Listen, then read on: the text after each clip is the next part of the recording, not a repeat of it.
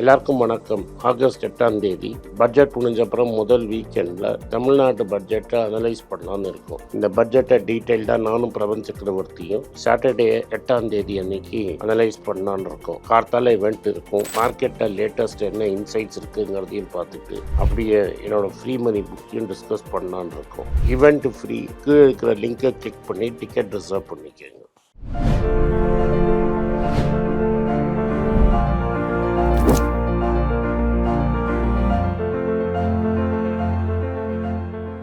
வணக்கம், good morning, happy morning, wonderful morning. இன்னைக்கு என்ன டாபிக் விஷ்ணு எடுத்துன்னு வந்திருக்கான்னு பார்க்கலாம். ஹாப்பி மார்னிங் சார், எல்லாருக்கும் ஹாப்பி மார்னிங் சார். இன்வெஸ்ட்மெண்ட்டை பற்றி நிறைய விஷயங்கள் நம்ம தொடர்ந்து பேசிகிட்டே வரோம். இன்வெஸ்ட்மெண்ட் அண்ட் ஹியூமன் சைக்காலஜிங்கிறத பேசுகிறோம். அதில் நீங்கள் சொல்கிற இன்வெஸ்ட்மெண்ட் ஸ்ட்ராட்டஜி சேஃப் பெட் அப்படின்ற விஷயத்தில் தான் இருக்கும். நம்ம பெருசாக ரிஸ்க் எடுக்கிறது இல்லை. ஸ்டாக்கு கன்சிடரே பண்ணாலும் கொஞ்சம் கொஞ்சமாக கன்சிடர் பண்ணுங்க. ஆனால் பார்பெல் ஸ்ட்ராட்டஜின்னு ஒன்று சொல்கிறாங்க. ஒன்று குறிப்பிட்ட பணத்தை ரொம்ப சேஃபானதில் வைங்க, இன்னொரு செட் ஆஃப் குறிப்பிட்ட பணத்தை ஹையஸ்ட் ரிஸ்கில் வைங்க அப்படின்னு சொல்லி ஒரு விஷயம் சொல்கிறாங்க. நம்ம பண்ணுறதே பார்பெல் தான். ஓகே, பார்பெல்னா என்னன்னு ஃபஸ்ட்டு புரிஞ்சுக்கோங்க. இந்த வெயிட் தூக்குல அப்படி ஒரு பெரிய இந்த சைடு ரெண்டு சைட்லேயும் வெயிட். பட் நார்மலாக நீங்கள் எக்ஸசைஸ் பண்ணுற வெயிட்டில் ரெண்டு சைடும் ஒரே வெயிட்டாக இருக்கும். ஆனால் இந்த இன்வெஸ்ட்மெண்ட் பார்பெல்ல என்ன சொல்லுவோம்னா, ஒரு சைடில் ரிஸ்கே இல்லாமல் அசெட், இன்னொரு சைடில் ஹை ரிஸ்க் இன்ஸ்ட்ருமெண்ட் வைங்க. இப்போ என்னோடய ஸ்ட்ராட்டஜியில் பார்த்தீங்கன்னா 80 to 90% ஆஃப் தி பணம் கோல்டும் பாண்டுலேயும் இருக்கும். 400 கிராம் கோல்டு, நான் மிடில் கிளாஸ் எண்டில் தான் சொல்கிறேன். 400 கிராம் கோல்டு சொல்லிட்டேன். 400 கிராம் கோல்டுனால் நீங்கள் 60 லட்ச ரூபா, ஆல்மோஸ்ட் 50 லட்ச ரூபானுக்கு மேலேன்னு வச்சுக்கோங்க. ஒரு 20 லட்ச ரூபா பாண்டு, 70 லட்ச ரூபா ஆச்சு. இப்போ டிஃபன் காஃபி ரேஞ்சில் நீ ஸ்டாக்கை வாங்கு.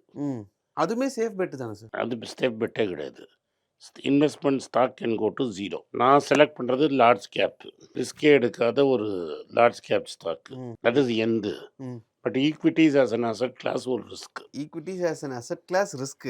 அதுலேயும் ரிஸ்க் எடுக்காமல் எப்படி சேஃப் பெட் விளையாடுறது? அது வேறு, அது வேல்யூ இன்வெஸ்டிங். ஓகே, என்னோட பல்க் ஆஃப் மை அசெட் கோல்டுலேயும் பாண்டுலேயும் இருக்கும். கோல்டுங்கிறது நீங்கள் நான் சொன்னபோது வாங்கியிருந்தீங்கன்னா திரும்பி 4000 ரூபாய்க்குலாம் கோல்டு போகாது, திரும்பி 8000 ரூபாய்க்கு கோல்டு போகாது. 10,000 போகிறதே ரொம்ப கஷ்டம். இன்றைக்கி 14,000 சொச்சத்தில் இருக்குது. நான் சொல்கிறது உங்களுக்கு புரியுது. ஸோ அது அப்படியே ஹைலி டிஃபரெண்ட். ஆவரேஜ் 5,000 ரூபாய்க்கு வாங்கியிருந்தா கூட 9,000 இன்ட்டு 400 36 லட்ச ரூபா கெயின் ப்ரொடெக்ட் பண்ணுது. 100% கையில் இருக்கும். நான் சொல்கிற பாண்டெல்லாம் 9லேருந்து 10-11% கொடுக்கும். ஸோ இது ரெண்டும் உங்களுக்கு இருக்கும்போது இந்த சைடில் ஒரு டிஃபன் காஃபி ரேஞ்சில் ரிஸ்க் எடுங்க, கொஞ்சமாக ரிஸ்க் எடுங்க. ஆமாம். ஸோ ஒரு பீரியட் ஆஃப் டைம் இது 70 லட்சம்னா இது ஒரு 3-4 இயர்ஸ் 30 lakhs ஆகும். ஸோ 1 crore 70 to இங்கே 20 lakhs வரதுக்குள்ளே கோல்டு இன்னும் ஏறிடும். ஸோ என்னோடய இன்சூரன்ஸ் வேல்யூ ஏறிகிட்டே இருக்கும். அதனால தான் நான் என்ன சொல்கிறேன், பாண்டில் வர இன்ட்ரெஸ்ட்டை எடுத்து நீங்கள் ஸ்டாக்கில் இன்வெஸ்ட் பண்ணுங்கள். ஸோ இப்போ இந்த மாதிரி ஒரு ஸ்ட்ராட்டஜியில் சொல்லும்போது ஹை ரிஸ்க் இன்வெஸ்ட்மெண்ட்டுன்னு சொல்கிறாங்களே சார், ஒரு குறிப்பிட்ட பணத்தை கம்ப்ளீட்லி ஹை ரிஸ்க். நீங்கள் சொல்கிறது ரிஸ்க்லேயும் சேஃப் பெட் விளையாடுங்கிற ஒரு விஷயம். அது நான் சொல்கிறது மிடில் கிளாஸுக்கு. பணக்காரன் என்ன பண்ணுவான்னா, இஷ்டத்துக்கு ஸ்மால் கேப்பில் தூக்கி போடுவான். அவனுக்கு போனாலும் பரவாயில்ல, என்னாச்சு. ஆனால் 10ல் 1 லாட்ரி அடிச்சதுன்னா 100 டைம்ஸ் ரிட்டர்ன் வரும். ஸோ இப்போ நான் ரொம்ப பெரிய பணக்காரனாக இருந்தேன்னா நான் விசியில் போடுவேன். வெஞ்சர் கேபிட்டல் 100 ஐடியா காசு கொடுப்பேன். ஒரு ஐடியாவுக்கு 5 லட்ச ரூபா கொடுப்பேன். ஸோ 5 கோடி ரூபா எனக்கு ரிஸ்க் எடுக்க இருக்குது.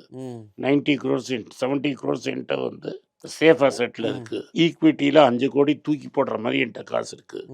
அப்போ நான் என்ன பண்ணுவேன், 100 கம்பெனிக்கு 5 லட்ச ரூபா கொடுப்பேன். அதில் 20 கம்பெனி 10 மடங்கு போச்சுன்னு வச்சுக்கோங்க, எனக்கு 20 கோடி கிடச்சிரும். பட் அப்போது இந்த ஸ்ட்ராட்டஜியை யார் ஃபாலோ பண்ணலாம் சார்? ஏன்னா ஜென்ரலாக இன்றைக்கி இன்வெஸ்டர்ஸாக பார்க்கும்போது நாங்கள் வச்சுருக்கிறது எல்லாமே ஹை ரிஸ்க்கான இன்வெஸ்ட்மெண்ட் தான். அதனால தான் மிடில் கிளாஸ் கோல்டு தான் சேஃபஸ்ட்டு, அப்புறம் பாண்டு, அப்புறம் ஸ்டாக். இப்போ நம்ம ஸ்டாக்கை ஒன்று வாங்குகிறோம் அப்படின்ற ஒரு விஷயத்தில் அந்த ஸ்டாக் நல்லா ஏறிடுச்சுன்னு வச்சுக்கோங்களேன் சார். அடடா, நம்ம வெறும் 100 தான் வாங்கினோம், வெறும் 1000 தான் வாங்கினோம், அதான் பேராசை அப்படின்ற ஒரு தாட் வருது இல்லை சார்? அது பேராசை சார். அதுதானே சார் மனுஷங்களோட குணம். அதுதான் அவாய்ட் பண்ணணும். You want to be very successful. நம்மளால் முடிஞ்சது இன்றைக்கி என்னென்ன தான் போட முடியும். நான் 100 ரூபா ஸ்டாக்கு 10 ரூபாய் ஆயிடுச்சுன்னா அதுக்கு அழுவோம், அது வேற. ஸோ அது ஆனாலும் உனக்கு தெரியணும்ல, மேலே மட்டும் ஏறாது, கீழே இறங்கும் தான். ஆனால் ஏறிடுச்சுன்னா இது அன்னைக்கே நான் சொன்ன டாடா ஸ்டீலு ம் 1000 இந்த ஷேர் 250 போச்சு. நீ வந்து ஒன்றுமே சொல்ல முடியாது.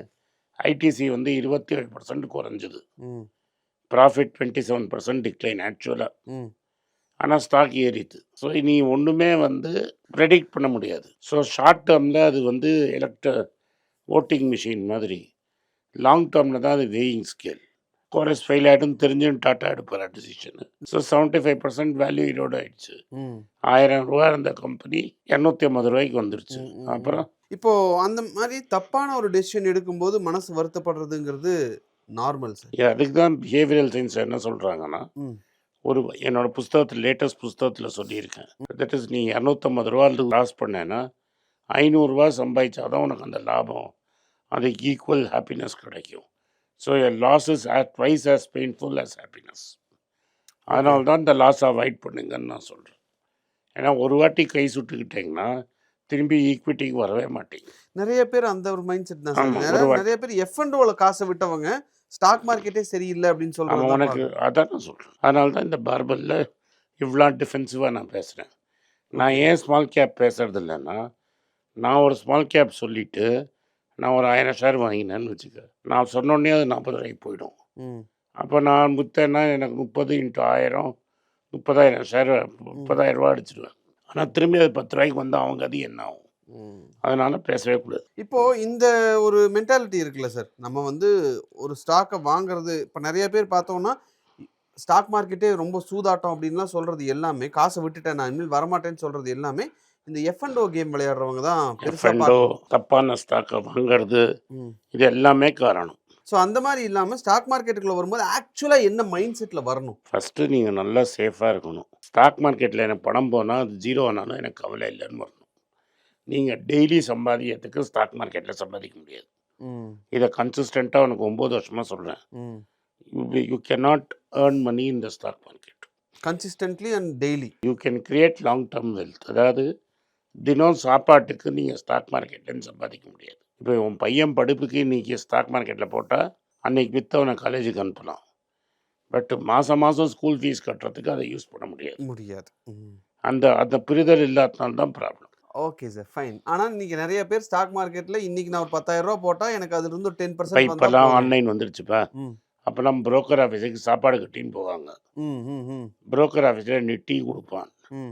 இன்றைக்கும் எல்லா $0 எல்லாத்துலேயுமே பீப்புளை எஃப்என்டோ ட்ரேட் பண்ண வைக்கிறது தான் அவன் வேலை.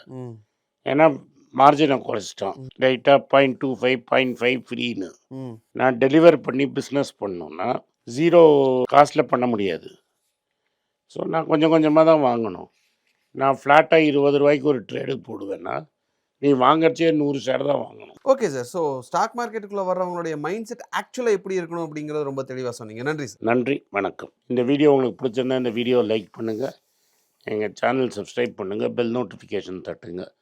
இந்த வீடியோ முடிஞ்சால் உங்கள் சொந்தக்காரங்களுக்கும் ஃப்ரெண்ட்ஸுக்கும் அனுப்புங்க, அவங்கள பார்க்க சொல்லுங்கள். நன்றி, வணக்கம். எல்லாருக்கும் வணக்கம். குழந்தைங்களுக்காக ஃபைனான்ஷியல் லிட்ரஸி மணி ஃபார் நத்திங்னு 2வது பார்ட்டு. அண்ட் இதில் வந்து செக் எழுதுறது எப்படி, டெபாசிட் ஸ்லிப் எழுதுறது எப்படி, பணம் எப்படி வந்தது, பார்ட்டர்லேருந்து டிமானிட்டைசேஷன் வரைக்கும் எல்லாத்தையும் கவர் பண்ணியிருக்கோம். உங்கள் குழந்தைங்க அப் டு ஏஜ் 10, 12க்கு ரொம்ப யூஸ்ஃபுல்லாக இருக்கும். இந்த புக் இப்போதைக்கு ஒரு ஸ்பெஷல் ப்ரைஸில் 450 ரூபாய்க்கு கொடுக்குறோம். இதை யூஸ் பண்ணிக்கோங்க. நன்றி, வணக்கம். moneypage.com வெப்சைட்டை சப்ஸ்கிரைப் பண்ணுங்கள். ஒரு வாரத்துக்கு 4 ப்ரீமியம் ஆர்டிக்கலும் ஃப்ரீ ஆர்டிக்கல்ஸ் ஒரு 10லேருந்து 15 நாங்கள் போடுறோம். இது சப்ஸ்கிரிப்ஷன் ஒரு மாதத்துக்கு 99 ரூபா தான். நீங்கள் சொல்கிற கான்செப்ட்ஸை கிரேட்டாக எக்ஸ்பேண்ட் பண்ணி போடுறோம். நீங்கள் படித்தீங்கன்னா உங்களுக்கு யூஸ்ஃபுல்லாக இருக்கும். நன்றி, வணக்கம். வணக்கம்.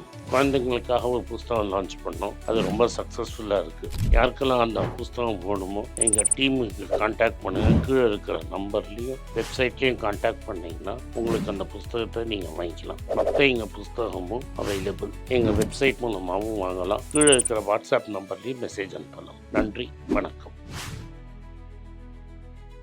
எல்லாருக்கும் வணக்கம். எல்லாருக்கும் ஒரு இம்பார்ட்டன்ட் அறிவிப்பு. நான் யார்ட்டையுமே பணம் வாங்குறது கிடையாது. நான் யாரையும் டைரெக்டாக கன்சல்ட் பண்ணுறது கிடையாது. என் பேரை சொல்லி நிறைய ஸ்கேம் நடக்குது. டெலிகிராம் குரூப், வாட்ஸ்அப் குரூப்னு. எனக்கு இருக்கிற வாட்ஸ்அப் குரூப்லாம் சும்மா இன்ஃபர்மேஷனுக்கு மட்டும்தான். நான் செபி ரிஜிஸ்டர்ட் அட்வைசர் கிடையாது. நான் சேனல் நடத்துறது எஜுகேஷன் பர்பஸ். அதில் ப்ரைஸே பேச மாட்டேன். இதை வாங்கு அதை வித்துருன்னு சொல்லவும் மாட்டேன். என் பேரை சொல்லி பண்ணுறாங்கன்னா ஏமாந்துடாதீங்க. நன்றி, வணக்கம்.